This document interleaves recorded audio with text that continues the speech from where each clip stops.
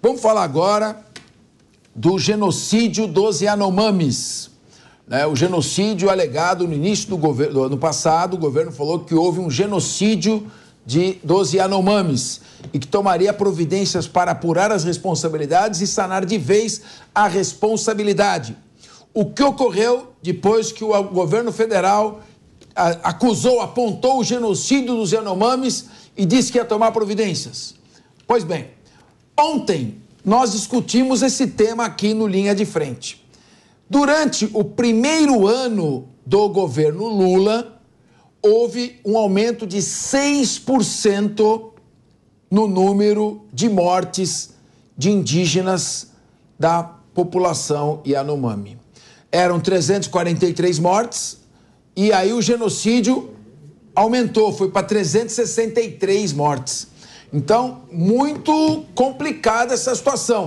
Houve uma narrativa de que ocorreu genocídio no governo Bolsonaro e agora, no começo do governo Lula, há um aumento no número de vítimas. Então, o genocídio é ainda maior, porque a análise tem que ser idêntica para ambos os lados.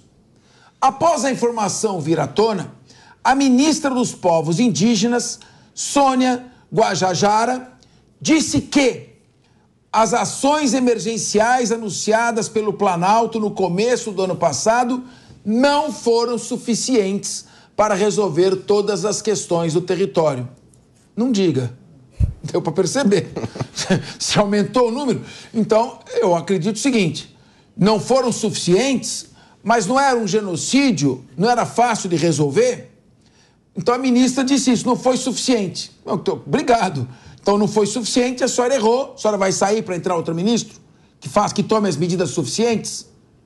Ela, no entanto, refutou a ideia de que as mortes representariam um descaso. Dessa vez não é descaso. Segundo o Guajajara, o governo agora conhece os dados reais da situação, como a presença de garimpeiros. Eu não conhecia antes. Antes não tinha garimpeiro. E agora tem maior capacidade de atuação. Eu achei que vocês já sabiam tudo. Você denunciou o genocídio, ia apurar a responsabilidade. Como é que você fala que houve genocídio se vocês não tinham conhecimento da situação? Além disso, por ordem do STF, o governo teve que apresentar um plano de ação para redução da mortalidade na região. O documento de 123 páginas reconhece falhas, lista o que chama de fragilidades e ameaças internas enfrentadas pela gestão e aponta dificuldades logísticas de acesso a áreas, cortes orçamentários e falta de água potável. Por favor! Então vocês não sabiam o que vocês estavam falando? É muito grave ficar banalizando uma expressão como genocídio. Povo. Sídio, matar, eliminar, eliminação completa de um povo. Houve 343 mortes, vocês classificaram como genocídio, e aí vocês falam, não conseguimos lidar, estão morrendo mais ainda do que morria antes, porque a gente não sabia que o problema são os garimpeiros. Bom, se não sabia, não pode ser ministra. Como não sabia se são os garimpeiros ou não? Claro que são os garimpeiros. Principal problema. E as medidas de apoio, de tratamento, de expulsão dos garimpeiros, é tão difícil assim? Nós temos aí o Exército, temos a Polícia Federal, temos a Força Nacional, se houver necessidade de um apoio logístico, temos a Polícia Estadual, tem Ministério Público Estadual, Ministério Público Federal. Agora, é fácil, houve um genocídio. Pronto, agora vamos esquecer o assunto. Já falamos que é genocídio, tem a narrativa feita e olha o que está acontecendo. São imagens aviltantes e que é injustificável dizer que as medidas foram insuficientes. É lamentável, porque quem tem poder tem que resolver o problema. Se não consegue resolver, deixa quem tem capacidade de fazê-lo. Diogo da Luz. Essas imagens me fazem lembrar Biafra, do século passado. Só que nós estamos falando do Brasil. É muito triste isso. E o grande problema é que resolveram politizar o assunto, que o problema não é político, simplesmente. Essa discussão, se é genocídio, se não é genocídio, se é isso e aquilo, vira uma briga de governantes, de políticos que não olham para a realidade. Os garimpeiros são a fotografia do problema, mas também não são a causa. A causa real é que nós temos uma Constituição que estabelece que os índios merecem algumas regalias. Eles podem ser os maiores possuidores de terra do mundo, mas eles são tratados como incapazes, porque lá eles nada podem. Se eles quiserem plantar soja para vender para o exterior, não pode.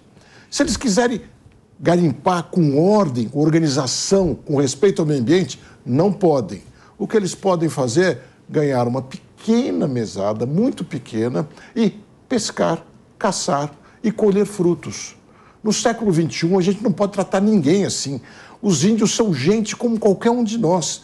Tem que ser tratados como iguais, com direitos, com liberdade. Não adianta nada ser o maior possuidor de terras do país e nada poder fazer nela. Nós temos que encarar esse problema, porque num lugar onde tudo é proibido, e na terra indígena tudo é proibido, tudo vira crime. Porque nada se pode fazer.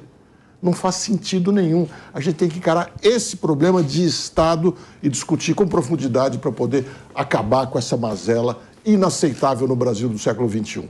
Deise Ciocari, eu acho triste isso. Ministra justifica aumento de mortes. Ministra tem que anunciar queda no número de mortes, não justificar, explicar. Ninguém quer justificativa, explicação. E os indígenas são obrigados a viver na Idade da Pedra? As pessoas que vivem na Amazônia são obrigadas a viver na Idade da Pedra? Não é possível algum tipo de modernização que se coadune com a preservação do meio ambiente, com o desenvolvimento sustentável? Nossa, cabeça, eu estava ouvindo o Diogo falar aqui, eu estava pensando em outra resposta e agora tu tocou num ponto bem interessante que eu vou anotar aqui para falar. Vamos lá. Primeiro, essa justificativa da ministra de que agora o governo sabe que tem garimpeiros lá. Peraí, sabe? Se tu vai assumir um ministério, a primeira coisa que tu faz, se tu já não tem conhecimento sobre esse ministério, é olhar para trás e ver o histórico. Então, vamos ver o que aconteceu em relação aos índios aqui no Brasil, né? A exploração do garimpo nas terras Yanomamis, ela começou pelo menos há 60 anos. Durante o governo Sarney, no início do governo Sarney, a gente teve um projeto chamado Calha Norte, que colocou 40 mil garimpeiros nessas terras. 40 mil, que é basicamente o dobro do que tem hoje. Foi um dos maiores momentos em que dizimaram, para não usar a palavra genocídio, porque eu acho que isso é muito banalizado, mas dizimaram os índios nesse período do governo Sarney, na época do projeto Calha Norte, que era um projeto para o desenvolvimento deles. Vários ministros de governo, inclusive no primeiro governo Lula, têm estudos de problemas nas terras Yanomamis com a morte dos índios por causa dos garimpos. Isso é tão conhecido no Brasil, mas vamos supor que a ministra não conhecesse nada disso, era só olhar o histórico, tá? Então as mortes, elas vão aumentando a cada ano. No governo Jair Bolsonaro, ele foi muito criticado justamente pela falta de atenção aos índios, que foi usado como uma arma nesse governo, como se literalmente o presidente estivesse pegando um revólver e dando tiro nos índios. E aí agora quando a gente olha esse índice de 6% de crescimento, e aí vem junto essa justificativa da ministra dizendo que agora o governo sabe que os garimpeiros estão lá nessas terras. Os garimpeiros estão nessas terras há pelo menos 70 anos. No período da ditadura militar, eles já estavam lá quando começou o desenvolvimento do Brasil, o desenvolvimento militar mesmo. E aí, só para concluir aqui com uma coisa que o Cabeço falou agora, que me fez lembrar os estudos que a gente tem em relação a desenvolvimento sustentável e desenvolvimento econômico. Esse é um problema que o Brasil tem desde o período da ditadura militar. O Brasil não consegue caminhar pensando no desenvolvimento sustentável e no desenvolvimento econômico. E isso é um dos grandes problemas do PT. Ou o PT acaba priorizando o meio ambiente e esquece o desenvolvimento econômico, ou prioriza um e esquece do outro. Inclusive, o governo Dilma Rousseff, o Lula teve muitos atritos com ela, porque a Dilma deixou de lado esse desenvolvimento sustentável da Amazônia e começou a olhar para o lado do desenvolvimento econômico. Então, isso continua sendo um atrito para o PT desde os anos 80. Então, a gente tem dois problemas: a falta de modernização, 3 problemas: a falta de estudo e as desculpas esfarrapadas. E tudo continua igual ao primeiro governo Lula. 30 anos depois, a gente ainda está falando das mesmas coisas, não teve modernização, não teve atualização. É sério que a ministra não olhou para trás e não viu, pô, isso daqui está desde os anos 70? Peraí, né, gente? Se outra coisa, Mônica, o governo agora conhece os dados reais da situação. Esse advérbio de tempo, agora, significa o seguinte: quem vai responder por essa negligência? Você levar um ano para conhecer quais são os problemas, você fazer uma crítica qualificando como genocídio antes de conhecer quais são os problemas. Então, o seguinte, se essas 363 mortes poderiam ter sido evitadas se o governo conhecesse os problemas antes? E então esse atraso será imputado a quem? Segundo, se daqui a um ano as mortes continuarem, significa que o governo, mesmo conhecendo os problemas, não soube lidar com eles. Então, ou ele identificou quais são os problemas e solucionou, e aí tem que se responder por essas 363 mortes, ou não é tão fácil assim resolver, e o governo não deveria ter feito a crítica que fez. Exatamente. Eu acho lamentável esses ministros que estão ali passando pano. Nós vimos o Lewandowski passando pano naquela situação da fuga da prisão, encontrando justificativas, e agora estamos vendo uma ministra que é indígena. Ela é uma pessoa de origem indígena, ela vem dos povos indígenas, Sônia Guajajara. Como ela pode dizer que não sabe o que está acontecendo lá? É impossível entender que uma indígena não sabia o que estava acontecendo.